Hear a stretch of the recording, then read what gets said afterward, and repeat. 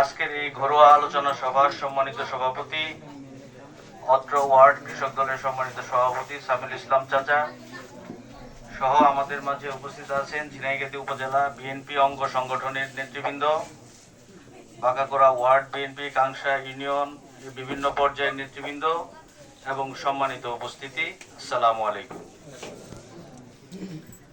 আপনারা ইতিমধ্যে জেনেছেন যে আমি ঝিনাইগাতি উপজেলা বিএনপির সাবেক সভাপতি মরহুম আব্দুল সালাম সাহেবের ছেলে। এর বাইরে আমার ব্যক্তিগত যে কিছু পরিচয় আছে আমি এ ব্যাপারে আপনাদের একটু বলতে চাই, যেহেতু ইতিপূর্বে আপনাদের সাথে আমার কথা হয়। আমি মূলত 2012 সাল থেকে 2012 সালে আমি ইঞ্জিনিয়ারিং পাশের পর আমি বিএনপির ইঞ্জিনিয়ারদের যে কেন্দ্রীয় কমিটি আছে, কেন্দ্রীয় সংগঠন অ্যাসোসিয়েশন অফ ইঞ্জিনিয়ার্স বাংলাদেশ, আমি এটার সদস্য হই। পরবর্তীতে প্রত্যক্ষ ভোটে ওখানে বিএনপির প্রতিনিধি ছিল, তারেক রহমানের প্রতিনিধি ছিল, রুহুল কবির রিজভী সাহেব ছিলেন। তাদের উপস্থিতিতে আমাদের ইঞ্জিনিয়ারদের প্রত্যক্ষ ইলেকশন হয়। সেই ইলেকশনে আমি সহ সাংগঠনিক পদে নির্বাচিত হই। আরেকটা পেশাজীবী সংগঠন আছে, সেটা হচ্ছে জিয়াউর রহমান ফাউন্ডেশন। এই সংগঠনটা বিএনপির ডাক্তার, ইঞ্জিনিয়ার, কৃষিবিদ, আইনজীবী, সাংবাদিক, শিক্ষক, এই 6টা পেশার যারা আছে তারা এটার সাথে অন্তর্ভুক্ত। তো এটার রাজনীতিও আমি ওই 2012 সাল থেকেই শুরু করি। 2014 সালে মহান আল্লাহ পাকের অশেষ রহমতে তৎকালীন সময়ে সারা বাংলাদেশে আমি সবচেয়ে কম বয়সে ময়মনসিংহ বিভাগের কোঅর্ডিনেটর হিসাবে মনোনীত হই এবং এই জিয়াউর রহমান ফাউন্ডেশনের সভাপতি হচ্ছেন জনাব তারেক রহমান, বর্তমানে সহসভাপতি ডাক্তার জুবাইদা রহমান এবং ওনার মেয়ে ব্যারিস্টার জাইমা রহমান ডিরেক্টর হিসাবে এখন কাজ করছে। এই সংগঠনটা আমরা সামাজিক কাজ করে থাকি এবং গত বন্যা যে হয়েছিল ঝিনাইগাতিতে, সেই বন্যায় আমরা 1000 পরিবারকে ত্রাণ দিয়েছি, সেটা ধানশাইল এবং নলগড়া ইউনিয়নে। তো আমি সক্রিয়ভাবে রাজনীতিতে ছিলাম, বিভিন্ন প্রোগ্রামে ছিলাম, ইতিমধ্যে অনেকেই বলছে, আমি আর এত বেশি কিছু ওদিকে বলতে চাই না। তো 28 অক্টোবর যে বিএনপির উপরে যে অ্যাটাকটা হয় নয়াপল্টনে, এরপরে সাধারণত বিএনপিও তখন আর মাঠে ওইভাবে নামতে পারে নাই। পরবর্তী সময়ে যখন শেখ হাসিনা একতরফা ইলেকশনের তফসিল ঘোষণা করে, সেই তফসিল বাতিলের দাবিতে আমরা প্রেস ক্লাবে সোচ্চার ছিলাম। পুলিশের গুলির মুখে আমরা প্রায় 200 জন পেশাজীবী ছিলাম, ডাক্তার, ইঞ্জিনিয়ার ছিলাম, আইনজীবীরা ছিলাম, 4 থেকে 500 জন পুলিশ ছিল। তো সেই সময়ে আমি মাঠে ছিলাম। এই জন্য আমাদের যারা নেতৃবৃন্দ আছেন তারা আমার রাজনৈতিক ত্যাগ সম্পর্কে তাদের ধারণা আছে।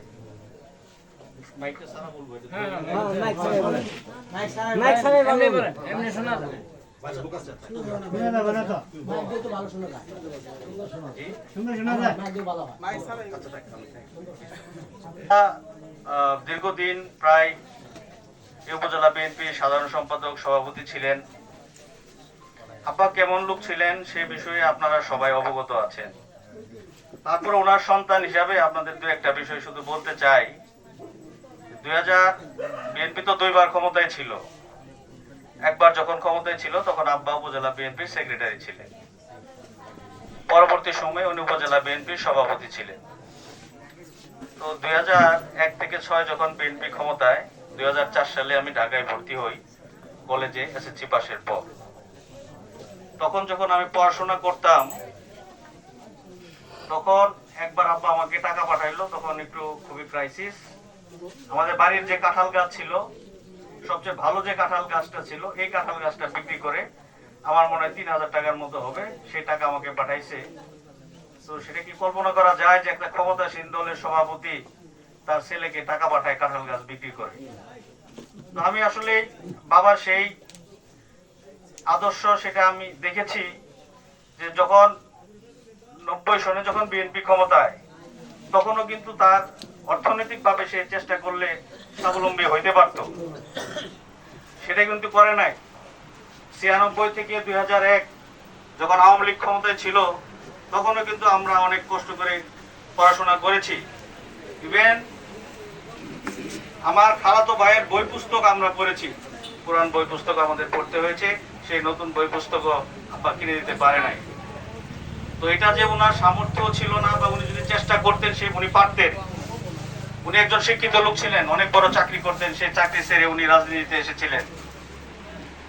আর আমি যে ইঞ্জিনিয়ারিং পাস করেছি সেটা আমার আম্মার যে সম্পদ ছিল সেই সম্পদ বিক্রি করে আমি ইঞ্জিনিয়ারিং পাস করি। তো আসলে এই পরিবার থেকে টাকা পয়সার প্রতি লোভ লালসা এটা আমাদের নাই। এবং আমরা দেখেছি যে আব্বা তো এখন গত হয়েছেন, উনি ওদের কোনো টাকা পয়সার মালিকই উনি ছিলেন না, বাট আপনাদের কিন্তু ভালোবাসা আছে। এই ঝিনাইগাতি উপজেলাতে দল মত নির্বিশেষে এখানে আওয়ামী লীগ, বিএনপি, জামাত, জাতীয় পার্টি কোনো দল হিসাবে কোনো দলের মানুষই আব্বার সাথে একজন বিএনপির লোক হিসেবে তাকে উনি চিন্তা করতেন না, তাকে সবাই সর্বজন শ্রদ্ধেয় ব্যক্তি হিসেবে দেখতেন। তো পরবর্তী সময়ে আমি চাকরি জীবনে বিভিন্ন দেশি বিদেশি কোম্পানিতে চাকরি করেছি। মহান আল্লাহ পাকের অশেষ রহমতে আমার নিজের একটা ব্যবসা প্রতিষ্ঠান রয়েছে। আমি এখন বিদেশিদের সাথে ওখানে কাজ করি, আমার ব্যবসা প্রতিষ্ঠানে অনেক লোক কাজ করে। আপনারা দোয়া করবেন এই হালাল ব্যবসার মাধ্যমে আমি যাতে আমার জীবিকা নির্বাহ করতে পারি। রাজনীতি তো আসলে কোনো পেশা হইতে পারে না, রাজনীতি হবে আসলে সমাজ সেবামূলক এক কাজ, যেটা আমি পারিবারিকভাবে আমি এটা দেখেছি, এটা শিখেছি।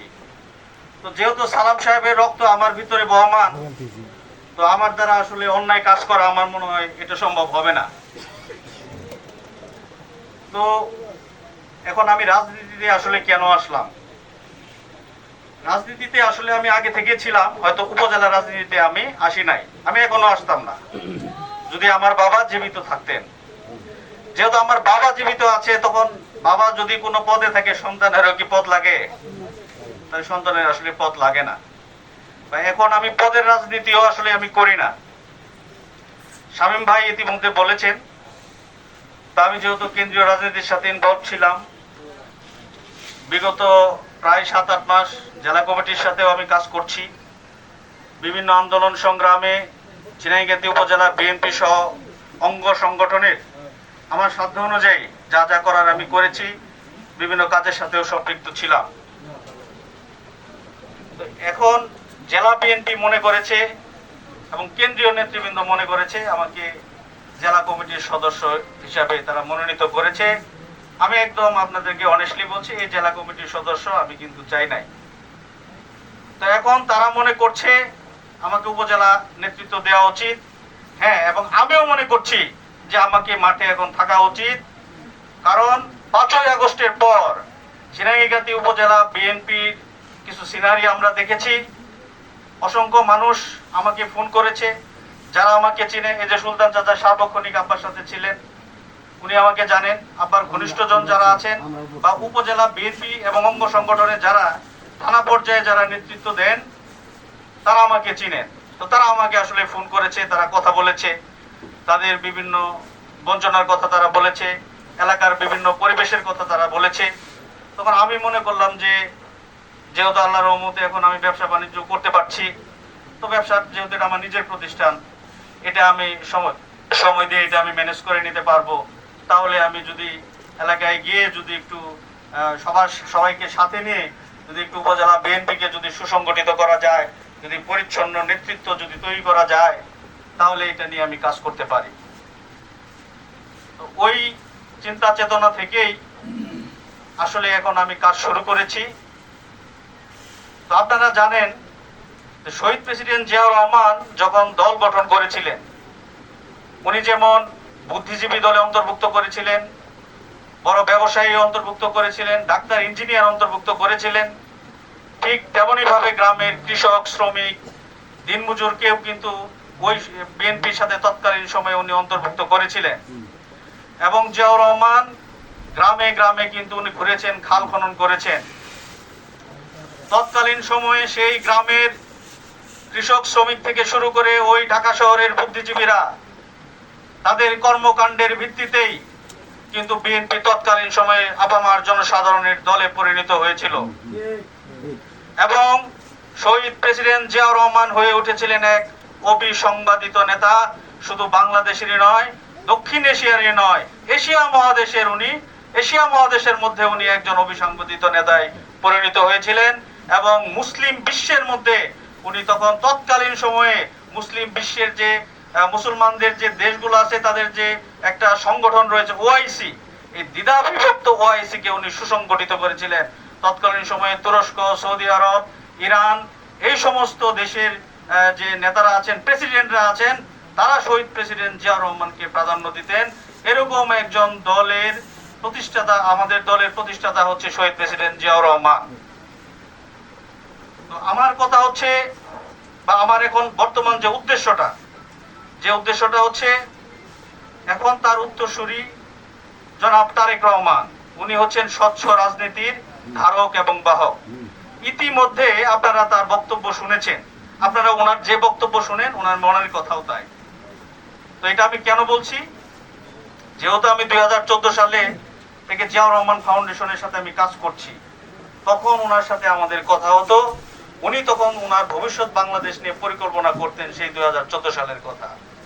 উনি বই লিখেছেন বাংলাদেশের শিক্ষা ব্যবস্থা, বাংলাদেশের কৃষি ব্যবস্থা, বাংলাদেশের চিকিৎসা ব্যবস্থা, এগুলা কি হবে, বাংলাদেশ কিভাবে অর্থনৈতিকভাবে সমৃদ্ধ হবে, বাংলাদেশের আপামার জনসাধারণ গ্রামের মানুষগুলা কিভাবে আরো একটু ভালো থাকতে পারবে, এদেশের মানুষের মধ্যে রাজনৈতিক কালচার যেটা মানে তৎকালীন সময়ে 5ই আগস্টের আগে যেটা চলতেছিল সেটাকে কিভাবে ডেভেলপ করা যায়, এরকম বিস্তারিত বই উনি লিখেছিলেন। তো তখন আমার মনে হয়েছে যে না, যেহেতু এই নেতা এখন আমাদের সামনে আছে, তাহলে আসলে রাজনীতি করা যায়, রাজনীতিতে একটা পরিবর্তন আসবে। তো আসলে এই ইচ্ছায়, এই আকাঙ্ক্ষায় আমি তখন থেকে এই রাজনীতির সাথে আমি সম্পৃক্ত ছিলাম। তো আমি আসলে যে রাজনীতি, যেটা আমি এই দীর্ঘ, আপনি 12 সাল থেকে যদি মনে করেন, প্রায় 13 বছর হয়ে গেছে। এই বিগত 13 বছর আমি যেটা দেখেছি, আমরা যে রাজনীতি আমরা করেছি, এই সবগুলো কিন্তু সেবামূলক কাজের সাথে আমরা অন্তর্ভুক্ত ছিলাম। ইভেন আপনার দেশের ডেভেলপমেন্ট কাজের সাথে আমরা অন্তর্ভুক্ত ছিলাম, যেহেতু আমি নিজ পেশায় একজন ইঞ্জিনিয়ার। তো আমরা আসলে ওই চিন্তা চেতনা থেকে আমার এখন যে চিন্তা, সেটা হচ্ছে যে ওয়ার্ড পর্যায় থেকে, যে ওয়ার্ড নেতৃবৃন্দ আপনারা যারা আছেন, আপনারা কিন্তু আসলে দলের প্রাণ। ইতিমধ্যে অনেককে বলতে বলা হয়েছিল কথা বলতে, আপনারা কি কিন্তু কেউ কথা বলতে চান নাই। আসলে আপনারা কথা বলতে চান না, আসলে আপনারা নিতে চান না, আপনারা দিতে জানেন। আপনারা ভোট দেন বলেই মানুষ চেয়ারম্যান হয়, এমপি হয়, মন্ত্রী হয়। কিন্তু এই ভোটগুলা আপনারাই তো সংগ্রহ করেন। এই যে একটা ওয়ার্ড, অনেক ওয়ার্ডে হয়তো 2-3টা গ্রাম থাকে, 2-3টা গ্রাম মিলে একটা ওয়ার্ড গঠিত হয়। বাঁকাকোড়ায় কয়টা গ্রাম জানি না, একটা গ্রামে মনে হয় বাঁকাকোড়ায়, একটা গ্রাম মিলে একটা ওয়ার্ড। তো এই গ্রামে কে বিএনপি করে, কে জামাত করে, কে আওয়ামী লীগ করে, এটা কে জানে? এটা আপনারা জানেন। তো বিএনপির কোনো ভাই যদি মনে কষ্ট থাকে, কে বুঝায়? আপনারা বুঝান। সামনে যখন ইলেকশন আসবে, কে বুঝাবে? আপনারা বুঝাবেন। তো আপনারা বুঝায় ধানের শীষে ভোট দিয়ে আপনারা কিন্তু এমপি বানান, কিন্তু আপনারা কিছু পান না, আপনাদের পাওয়ার সুযোগই নাই। আপনারা কি পাবেন? আপনারা ওয়ার্ডে রাজনীতি করেন, আপনাদের তো আসলে পাওয়ার সুযোগ নাই। আপনাদের কথা ওসি শুনবে না, আপনাদের কথা অনেক সময় চেয়ারম্যানরাও শুনবে না, ইউনু শুনবে না, ইউনুর আপনার অফিস পর্যন্ত যাইতেই পারবেন না। অনেক সময় যদি নেতা ভালো না হয়, আপনার নিজের নেতার কাছেও আপনি যাইতে পারবেন না। পরিবেশটা কিন্তু এরকম।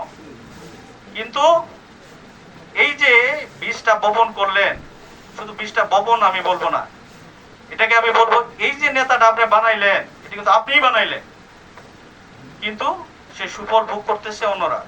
আমরা কি করি? আমরা উপজেলাতে নেতৃত্ব দেই, আমরা দ্বন্দ্ব করি বিভিন্ন জন। আমাদের দ্বন্দ্ব কিন্তু এটা স্বার্থের দ্বন্দ্ব, কারো ব্যক্তিগত স্বার্থের দ্বন্দ্ব। কেউ আমরা যদি পদ না পাই, এই পদ না পাওয়ার দ্বন্দ্ব, কেউ ব্যবসায়িক দ্বন্দ্ব, অনেক দ্বন্দ্বে আমরা জড়িত হই।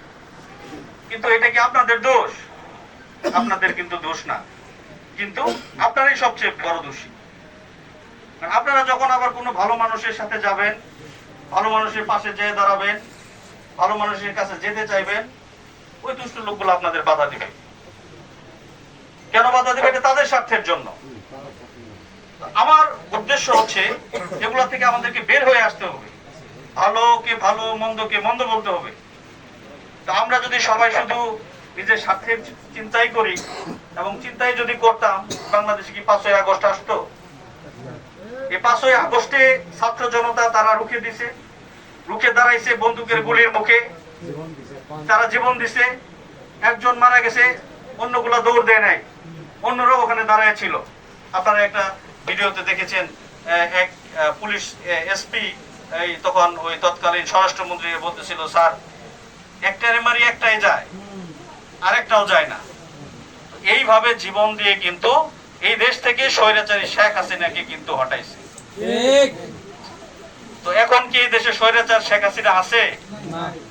বিএনপি কি এত বড় ক্ষমতাধর কোনো ব্যক্তি আছেন? শেরপুরে কোনো এত বড় ক্ষমতাধর কোনো ব্যক্তি আছেন যে আমাদেরকে গুলি করে মেরে ফেলবে? হয়তো একজন দুইজনকে মারতে পারে, সবাইকে মারতে পারবে? হয়তো আমি যদি ভালো কথা বলি, তাদের যদি আমি ডিস্টার্ব হয়, আমাকে গুলি করে মেরে ফেলতে পারে। আমি মনে করি আল্লাহ যদি না চায় কেউ মারতে পারবে না, কিন্তু সবাইকে মেরে ফেলতে পারবে? অন্য নেতৃত্ব আসবে। তো আমি বলবো যে এখন আমাদেরকে একটু সজাগ হইতে হবে, একটু কথা বলতে হবে, একটু মুখ ফুটে আমাদেরকে বলতে হবে। আমাদের সমাজকে পরিবর্তন করতে হবে, আমাদের দলকে পরিবর্তন করতে হবে। আপনাদের ভোটে যদি এমপি হয়, আপনাদের ভোটে যদি প্রধানমন্ত্রী হয়, আপনাদের ভোটেই নেতা নির্বাচিত হইতে হবে। আমার উদ্দেশ্য একদম ক্লিয়ার। যদি দল আমাকে দায়িত্ব দেয়, উপরে আল্লাহ, আর কাউকে ইনশাল্লাহ ভয় পাই না। এই যাত্রায় ভালো কাজ করতে যায় যদি মারা যায়, পরকালে ইনশাল্লাহ শান্তি পাবো। উপজেলা বিএনপি থেকে শুরু করে ইউনিয়ন বিএনপি এবং ওয়ার্ড বিএনপি এবং অঙ্গ সংগঠন প্রত্যেকটা জায়গায় ত্যাগী, পরিচ্ছন্ন এবং স্বচ্ছ লোকদের দিয়ে আমরা কমিটি করব। এর জন্য আপনাদের সাহায্য লাগবে, আপনাদের মুখ ফুটে কথা বলতে হবে। নিজ দলে যারা স্বৈরাচার, নিজ দলে যারা সুবিধাবাদী, নিজ দলে যারা চাঁদাবাজ, নিজ দলে যারা ধান্দাবাজ, নিজ দলে যারা টেন্ডারবাজি করে, তাদের বিরুদ্ধে রুখে দাঁড়াইতে হবে। আমি যেহেতু জেলা কমিটির সদস্য হিসেবে আছি, তারেক রহমান বলেছেন এই 41 জন শেরপুর জেলার 15 লক্ষ মানুষের অভিভাবক। আমাকে যেহেতু দায়িত্ব দিয়েছেন, আমি আমার সর্বোচ্চ চেষ্টা করব, কোন অন্যায়কে আমি বরদাস্ত করব না। সে যত বড় নেতাই হোক, যত বড় টেন্ডারবাজি হোক, যত বড় ক্ষমতাধর, যত বড় টাকা পয়সা আল্লাহ লুকিয়ে হোক না কেন, আমার সংগ্রাম এটা আমার চলতেই থাকবে। তো আমি এই সংগ্রামে আপনাদের পাশে চাই। আমার ব্যক্তিগত কোনো ইচ্ছা নাই। শামীম ভাই অলরেডি বলেছে আমার নিজের ব্যবসা বাণিজ্য আছে। আমি চাইলে ওখানে ব্যবসা বাণিজ্য করে, ওখানে পেশাজীবী রাজনীতি করে, ওখানে কেন্দ্রীয় ভাবে আমার আরো অনেক বড় কিছু হওয়ার মানে সম্ভাবনা তখন ছিল। আমি কেন্দ্র থেকে নামতে নামতে উপজেলা পর্যন্ত এসেছি। এই জন্য এসেছি যে এই উপজেলার মানুষ অত্যন্ত সাধারণ, অত্যন্ত সহজ সরল, এবং এই যে যারা ওয়ার্ড পর্যায়ে নেতৃত্ব দেন তারা আসলে অসাধারণ ব্যক্তি। কিন্তু এদেরকে আসলে পুঁজি করে কিছু সংখ্যক লোক, হাতে গোনা কয়েকজন মানুষের দ্বারা সবাই জিম্মি হয়ে আছে। শুধু কি জিম্মি হয়ে আছে এই বিএনপির লোক না, জিম্মি হয়ে আছে আমার আপামার জনসাধারণ, এই ঝিনাইগাতি উপজেলার প্রত্যেকটা মানুষ। রাজনীতিবিদেরা যদি স্বচ্ছ না হয়, রাজনীতিবিদেরা যদি পরিচ্ছন্ন না হয়, রাজনীতিবিদদের মধ্যে যদি সততা না থাকে, এটা সবার মধ্যে এটা অস্বস্তির কারণ হয়, এর ভুক্তভোগী হয় সবাই। আজকে যদি বিএনপি ক্ষমতায় আসে, তো এই দেশের সরকারের হাল ধরতে হবে বিএনপি, এদের শাসন করবে বিএনপি।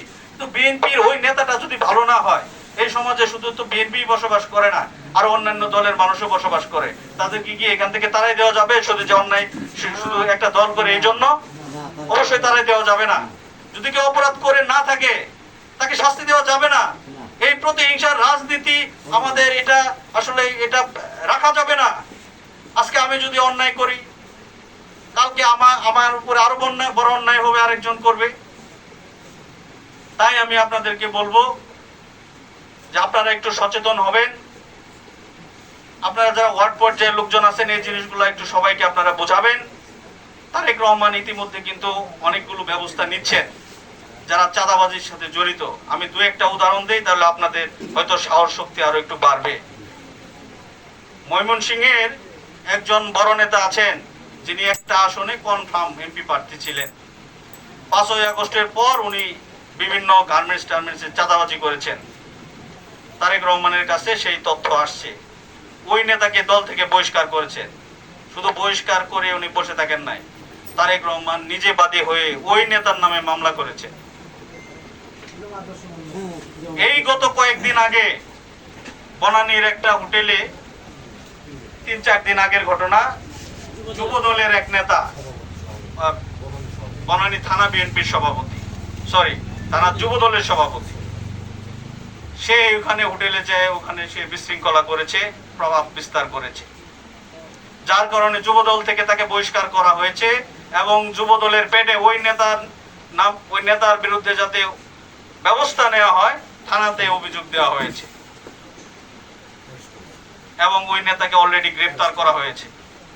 তারেক রহমান ইতিমধ্যে বলেছেন যে যে যত বড় ত্যাগী হোক না কেন, যত মামলায় তার থাকুক না কেন, সে যদি এখন অপরাধের সাথে জড়িত হয় তাকে কোনোভাবেই প্রশ্রয় দেওয়া যাবে না, তার বিরুদ্ধে ব্যবস্থা নিতে হবে।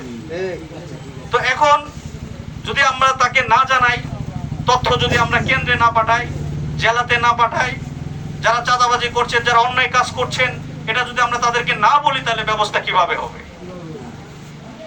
তো আজকে যদি আপনি না বলেন, আজকে বিএনপির যে দুর্নাম হয়, তখন তো মানুষ আপনাকেও বলবে এই যে বিএনপির লোক, বিএনপি খারাপ, বিএনপি ওই যে এই জায়গায় এই কাজ করেছে, বিএনপি বলে কিন্তু মানুষ ডাইরেক্ট অপরাধ করলে।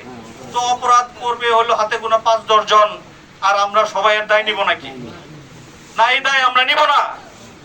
এই রাজনীতি 5ই আগস্টে বাংলাদেশে আধিপত্যবাদের রাজনীতি, সন্ত্রাসবাদের রাজনীতি, টেন্ডারবাজির রাজনীতি এবং হুমকি ধমকির রাজনীতির কবর রচনা হয়েছে। তাই আমরা বলবো, যত হুমকি ধমকি দেওয়া হোক না কেন, যে যত বড় নেতাই হন না কেন, যত বড় হুঙ্কারি দেন না কেন, এই বাংলাদেশের মাটিতে আমি স্পষ্ট করে বলতে চাই, ঝিনাইগাতি উপজেলার মাটিতে এগুলো আর চলবে না। প্রিয় ভাইয়েরা, আমি আছি আপনাদের সাথে। আপনাদের কারো গায়ে যদি আঘাত আসে, আপনাদেরকে যদি জুলুম করা হয় এই সত্যের পথে, আপনারা যাবেন, সততার সহিত এগিয়ে যাবেন, সেসব ধান্দাবাজদের বিরুদ্ধে কথা বলবেন, রুখে দাঁড়াবেন। যদি আপনারা কেউ ক্ষতিগ্রস্ত হন, জুলুমের শিকার হন, আপনাদের পাশে আমি থাকবো। আপনাদেরকে নিয়ে আমি বিএনপির কেন্দ্রীয় মহাসচিব থেকে শুরু করে কয়েকদিন পরে তারেক রহমান আসবে, প্রয়োজনে আমি তারেক রহমানের কাছে নিয়ে যাবো। আমি উপজেলায় এসেছি পরিবর্তনের জন্য, ধান্দাবাজির জন্য না, হুমকি ধমকি শোনার জন্য না, বা সে ধরনের হুমকি ধমকি দিয়েও আসলে কোনো লাভ হবে না। আমি চাই ওয়ার্ড পর্যায় থেকে শুরু করে উপজেলা পর্যায় পর্যন্ত প্রত্যেকটা জায়গায় স্বচ্ছ নেতৃত্ব আসুক। যদি কোনো নেতার টাকা পয়সার দরকার থাকে, সে ব্যবসা বাণিজ্য করবে হালাল ভাবে, বৈধ ভাবে। কোন নেতার যদি সেটাও সম্ভব না হয়, তার নেতাগিরি ছেড়ে দেওয়া উচিত। সে কি সেবা করবে যে কিনা নিজের পরিবারই চালাইতে পারে না, সে আবার মানুষের সেবা কি করবে? আমার আব্বারও তো অর্থনৈতিক কষ্ট ছিল, আমরাও তো অনেক কষ্টে দিনাতিপাত করেছি। আমি আপনাদের একদম অনেস্টলি বলছি, আমরা না খেয়েও ছিলাম, এমনও সময় গেছে আমরা 3 বেলা খাইতে পারি নাই। সেই বাবার সন্তান আমি। আল্লাহ পাক আল্লাহর অশেষ রহমতে এখন আমাদের মধ্যে সচ্ছলতা আছে, সৎ উপায়ে এসেছে।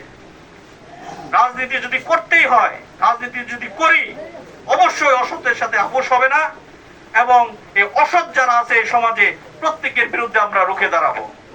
সময় এসেছে 5 তারিখের পরে এই ঝিনাইগাতি উপজেলাতে কিছু নেতার দুষ্কর্মের জন্য আজকে বিএনপির ভোট কমেছে, কথা সত্য কিনা? যেহেতু তারেক রহমান আমাকে জেলা কমিটির সদস্য করেছে, আমার সামর্থ্য যতটুকু আছে আমি দলের ক্ষতি হইতে দিব না, আর একটা ভোট আমি কমতে দিব না। আর কোনো চাঁদাবাজি, টেন্ডারবাজি এগুলা চলবে না। নিজ দলের লোকদের জিম্মি করা চলবে না। কোন লোক যদি রাজনীতিতে করা অধিকার সবার আছে, সবাই আসবে রাজনীতিতে। কে কেমন তার কর্মকাণ্ডের উপরে ভিত্তি করে মানুষজন নেতা নির্বাচন করবে, বাধা দেওয়ার ক্ষমতা আপনাদের নাই। সেই ক্ষমতা আপনাদের হয় নাই, অযথা ফাঁকা আওয়াজ দিয়ে লাভ নাই। তাই সম্মানিত উপস্থিতি, আপনাদের কাছে উদাত্ত আহ্বান জানাচ্ছি। আমার নিয়ত অত্যন্ত পরিষ্কার, আমার সাথে এক ঝাঁক পরিষ্কার পরিচ্ছন্ন লোক আছেন, আর অসংখ্য লোক আসবেন। আপনারা একটু জেগে উঠুন। আমরা ঝিনাইগাতি উপজেলা বিএনপি এবং আপামার জনসাধারণ ঝিনাইগাতি উপজেলাতে যারা বসবাস করে তাদের জন্য নিরাপদ আবাসস্থল আমরা গড়ে তুলবো ইনশাআল্লাহ। এই আহ্বান রেখে আমি আমার কথা শেষ করছি। আল্লাহ হাফেজ। বাংলাদেশ জিন্দাবাদ। শহীদ জিয়া অমর হোক। খালেদা জিয়া জিন্দাবাদ। তারুণ্যের অহংকার তারেক রহমান জিন্দাবাদ। সবাইকে ধন্যবাদ।